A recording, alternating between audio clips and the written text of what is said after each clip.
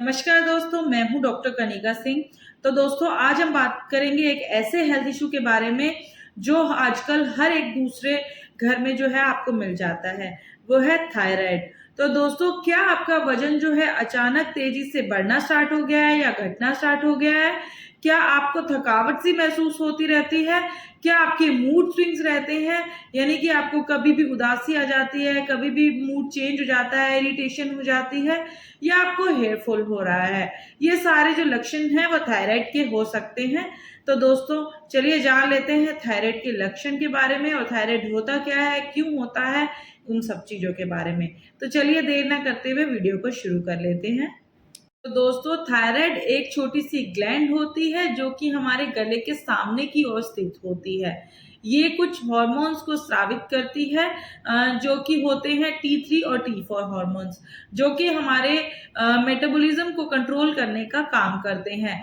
Metabolism मतलब हमारे शरीर का खाना कैसे एनर्जी में चेंज होता है या उसको बदलने का तरीका, उसे बोलते हैं मेटाबॉलिज्म। अब बात कर लेते हैं थायराइड होता क्यों है। तो इसका कारण जानने से पहले हम इसके टाइप्स के बारे में बात कर लेते हैं। ये दो तरह का होता है, एक होता है हाइपरथायरॉयडिज्म, एक होता है हाइपोथायरॉयडिज्म।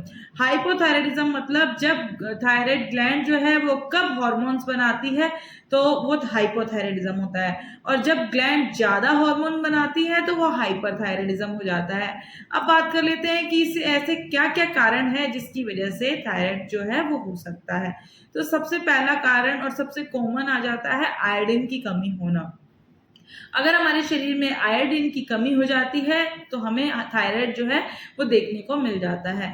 दूसरा होता है ऑटो इम्यून डिजीज हो जाती है, जैसे हाशिमोटो या ग्रेव्स डिजीज, उनकी वजह से भी हमारे शरीर में थायराइड हो सकता है। तीसरा आ जाता है स्ट्रेस या फिर हार्मोनल इम्बैलेंस, जिसकी वजह से हमारे शरीर के अंदर थायराइड होने की संभावनाएं बढ़ जाती है। चौथा आ जाता है दोस्तों प्रेगनेंसी में, तो या फिर प्रेगनेंसी के बाद। तो प्रेगनेंसी के बाद भी जो है थायराइड जो है ग्लैंड एक्टिवेट हो जाती है, थायराइड होने की संभावनाएं बढ़ जाती है। पांचवा आ जाता है दोस्तों जेनेटिक्स। तो अगर आपकी फैमिली में किसी को थायराइड है तो चांसेस आपके भी थायराइड होने के बढ़ जाते हैं। तो दोस्तों, अब सबसे बड़ा कंफ्यूजन ये आता है कि वजन क्यों बढ़ता या घटता है थायराइड के अंदर। ये मोस्टली लोग क्लिनिक में आके क्वेश्चन पूछते हैं मुझसे कि मैम, थायराइड की वजह से हमारा वजन क्यों बढ़ रहा है या क्यों एकदम से घटना स्टार्ट हो गया है। तो उसका कारण है कि जब हमारा मेटाबॉलिज्म स्लो हो जाता है, यानी कि हाइपोथायराइडिज्म की कंडीशन आ जाती है, तो शरीर जो होता है वो एनर्जी जलाता नहीं है, तो फैट जो होती है वो स्टोर होना स्टार्ट हो जाती है और वजन हमारा तेजी से बढ़ना स्टार्ट हो जाता है। वहीं अगर इसकी अपोजिट कंडीशन की बात करें तो आ जाती है हाइपरथायराइडिज्म की कंडीशन।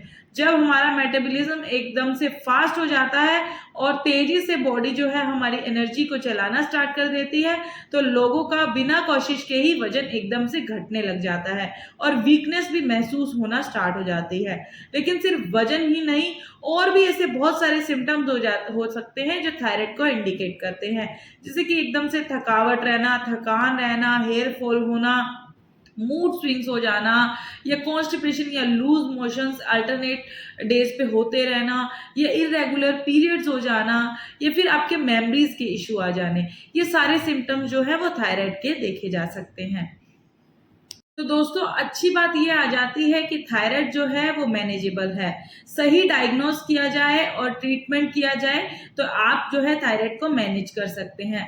ब्लड टेस्ट के अंदर आप जो है TSH, T3 और T4 जैसे इजीली जो है टेस्ट करवा के डायग्नोस कर सकते हैं थायराइड को, और साथ ही साथ डॉक्टर की गाइडेंस के अंदर जो है आप प्रॉपर अगर मेडिसिन लेना स्टार्ट करते हैं तो आपका जो है थायराइड जो है वो बिल्कुल कंट्रोल में रह सकता है।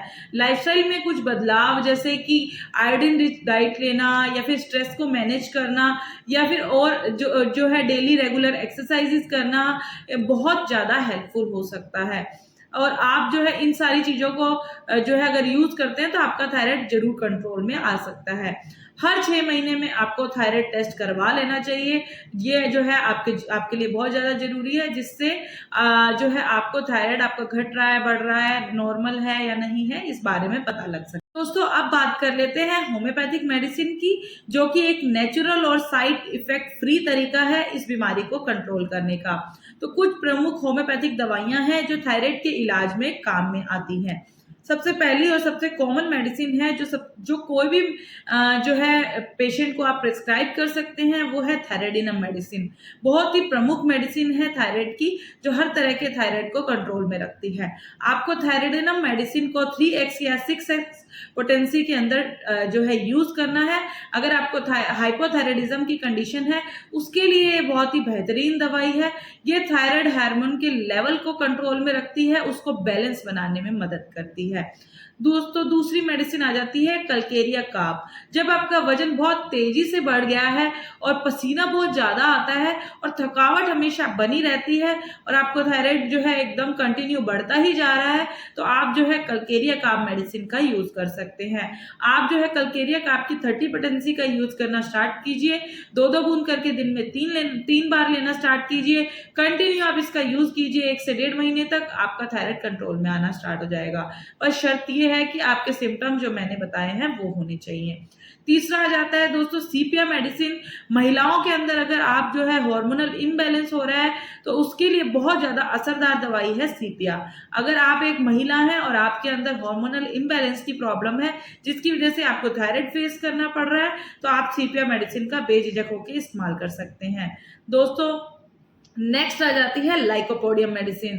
दोस्तों लाइकोपोडियम मेडिसिन के सिम्टम्स जो है अगर हम देखें, तो अगर आपको कंटिन्यू बालों का झड़ना नजर आ रहा है, आपको डाइजेशन से जुड़ी प्रॉब्लम हो रही है, आपको थायराइड से जुड़ी हुई प्रॉब्लम है जिसमें आपको कमजोरी मेन तौर पर फील होती है, थायराइड तो है ही, उसके साथ साथ वीकनेस हमेशा रहती है, तो आप जो है लाइकोपोडियम मेडिसिन का यूज कर सकते हैं।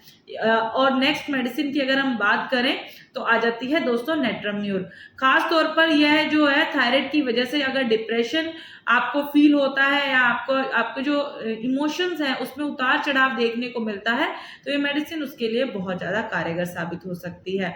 तो दोस्तों ये सारी मेडिसिन का यूज करके आप अपने थायराइड को कंट्रोल में कर सकते हैं। दोस्तों आप ध्यान देने वाली बात यह है कि आप जब भी होम्योपैथिक दवा लेना चाहते हैं, तो एक अच्छे होम्योपैथी डॉक्टर की सलाह से ही और उसकी देखरेख में ही होम्योपैथिक मेडिसिन का यूज करें। ये वीडियो जो बनाई गई है, ये इंफॉर्मेशन देने के लिए बनाई गई है। साथ ही साथ आप अपने डाइट और लाइफस्टाइल पर ध्यान देना शुरू कर दें, और वो भी उतना ही जरूरी है जितनी की मेडिसिन लेना जरूरी है, जिससे आप जो है थायराइड को घर पे बैठे जो है आप उसको कंट्रोल में रख सकते हैं। नियमित रूप से थायराइड का टेस्ट करवाते रहें, और थायराइड की समस्या जो है वो जीवन भर की बीमारी नहीं होती है। अगर सही समय पर इसका इलाज शुरू कर दिया जाए और होम्योपैथी का अगर यूज किया जाए, तो होम्योपैथी शरीर की जड़ से इलाज करने में विश्वास रखती है, तो बिना किसी साइड इफेक्ट के आपको राहत पहुंचा सकती है। तो जितना हो सकता है आप होम्योपैथी का यूज कीजिए, एक अच्छे होम्योपैथिक डॉक्टर से सलाह लेकर अपने थायराइड की प्रॉब्लम को सॉल्व कीजिए। दोस्तों अगर ये वीडियो आपके लिए इंफॉर्मेटिव रही हो, तो प्लीज मेरी वीडियो को लाइक कर दीजिए। चैनल को अगर आपने अभी तक सब्सक्राइब नहीं किया है, तो जाके मेरे चैनल को सब्सक्राइब कर दीजिए, और वीडियोस को शेयर करना बिल्कुल ना भूले। दोस्तों आज के लिए वीडियो में इतना ही, फिर मिलेंगे किसी और वीडियो में, तब तक के लिए शुक्रिया।